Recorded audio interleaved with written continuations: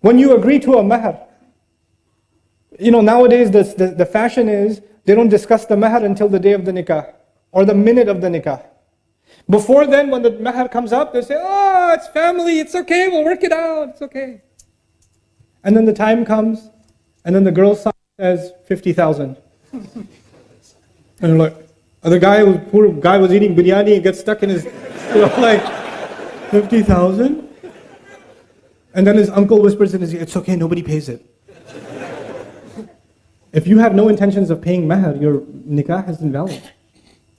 If you have intentions of asking your wife to forgive the mehr, you're committing a grave sin. You can't even ask for a discount. You cannot, you're not allowed.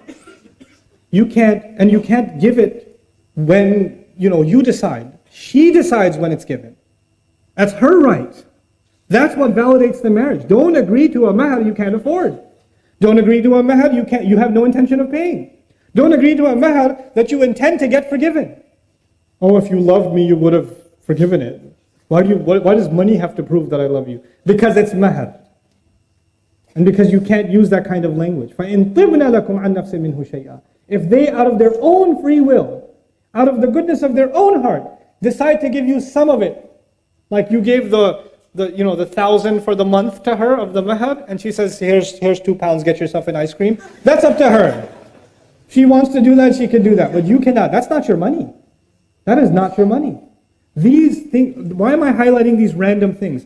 These are the things that we have introduced into the institution of marriage, making marriage difficult. And when you make marriage difficult, the door to zina is wide open. The door to corruption is wide open. And for young men, the last bit of advice is for young men, become men. Earn a living. Be dignified. Don't offer like dates for mehr.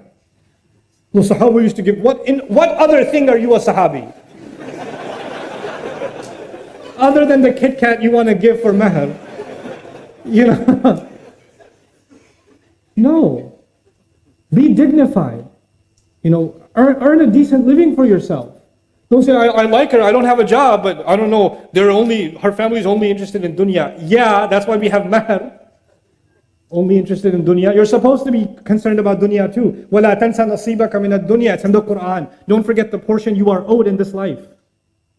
It's a worldly decision too. It's not just a spiritual decision. How is somebody going to provide for my daughter? Where is she going to live? Is she going to live a decent life? These are respectable questions. These are decent questions. So these things we have to take very, very seriously in our communities.